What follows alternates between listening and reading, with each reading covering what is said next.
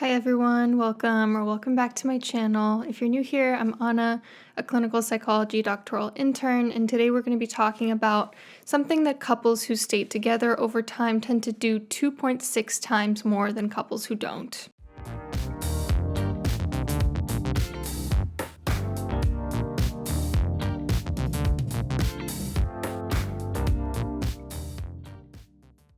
So a few weeks ago, I asked you all in a separate video to comment what your thoughts were on your ideal partner in a video about the ideal partner research, and I really loved hearing all of your responses. That was honestly my favorite part of the video, was being able to see how you all related to it or didn't.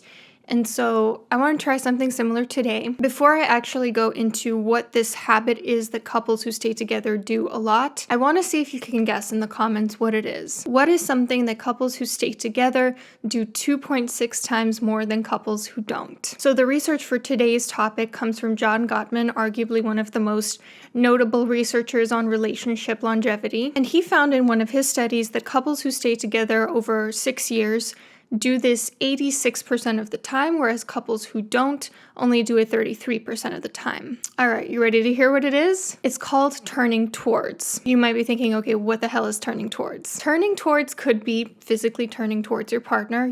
Like sometimes in couples therapy, it's always interesting to see how couples sit next to each other. It's interesting to see, do they sit right next to each other on the couch, sort of with their knees facing each other, or do they sit on opposite ends of the room, facing away, body language very close towards each other? So it could refer to that. But more broadly, it refers to turning towards bids for connection. It means acknowledging when the other person is talking to you, responding in some way, even if it is in disagreement or just acknowledging that they said something. It could be saying bless you, even if they're in a completely different room, which just shows that you're oriented towards them. It could be when you hear them saying ow because they stubbed their toe on something, asking, are you okay, to want to know what's going on with them. It could be something like if they're saying, oh, my mom's car broke down, saying, oh, really? Just a simple acknowledgement that they spoke to you, that they're trying to connect with you. It means responding when someone asks you to do something. Like if your partner says, hey, can you light the candles? Saying, yeah, just a minute,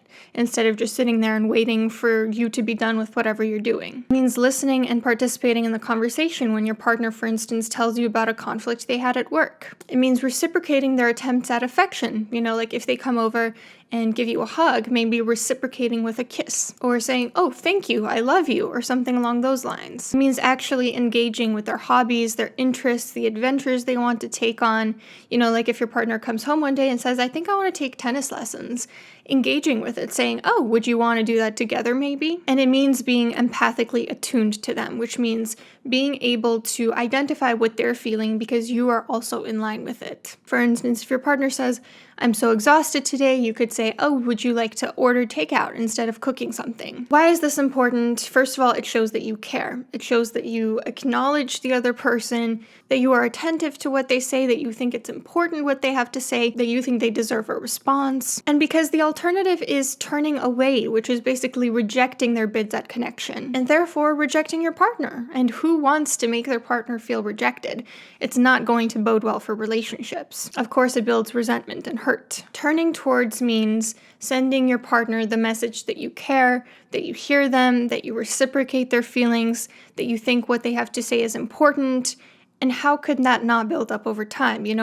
Over time, a relationship satisfaction is built up of these tiny little moments that can either be turning towards or turning away from. And if they are constantly turning away, it's bound to chip at your relationship a little bit over time. And I would argue this is not just important in romantic relationships, but frankly in every type of relationship. I recently experienced this with someone in a non-romantic setting where I made a bid for connection and they turned away, and it felt really shitty. I'm not going to give the exact example because I just don't want to, so I'm going to give up a made-up example that somewhat parallels what happened.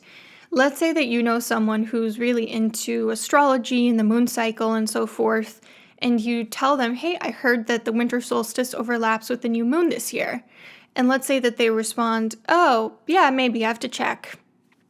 How would you feel if that was their response? Instead of saying, oh, really? Oh, let's talk about this. That's so exciting. They're saying, yeah, I don't know. I have to check. I'll let you know. Of course, you would feel a little bit rejected because you're attempting to bond with someone about a topic that you know is interesting to them, and instead of attuning themselves towards you and engaging in the bid for connection, they're basically saying, yeah, whatever, kind of brushing it to the side, doesn't really seem interested for some reason, or just doesn't believe you. Unfortunately, people do this all the time with their kids, with their grandparents, with their friends, with the people they work with, and it's bound to negatively affect those relationships. So if you want better, more fulfilling relationships with people, I encourage you to practice turning towards more, not just in romantic relationships, although we know from research that is particularly important. And the thing is, no one's perfect 100% of the time. Of course, sometimes you're going to have a bad day, or sometimes you're not going to hear them, or sometimes you're just not going to like the way that they sneeze so loudly, and you're just not going to be able to turn towards in that moment.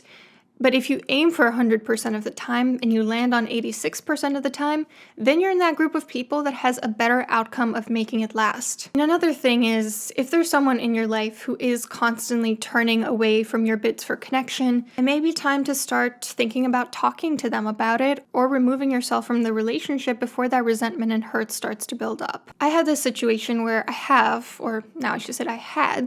a friend who was constantly on their phone when we were hanging out, where I would be sitting there quietly for sometimes literally minutes waiting for them to stop texting whoever it was that they were texting, where sometimes I would literally say something and there was just like no acknowledgement, just gloss over, not even listening. And it felt really awful. And this showed up even after I moved away from this place. Because I moved relatively recently, and I noticed that this turning away was happening even virtually. Even virtually, I could tell I was initiating a conversation, and maybe they would respond, or maybe they would take a really long time to respond, and then it would just kind of fall off. Or, it would never be reciprocated where they would reach out first. And, I guess I decided I'd had enough of it. I was tired of feeling rejected and hurt by it. And I know for a fact that this person is always on their phone. When I'm with this person, they're always certainly turning towards something more enticing on their phone.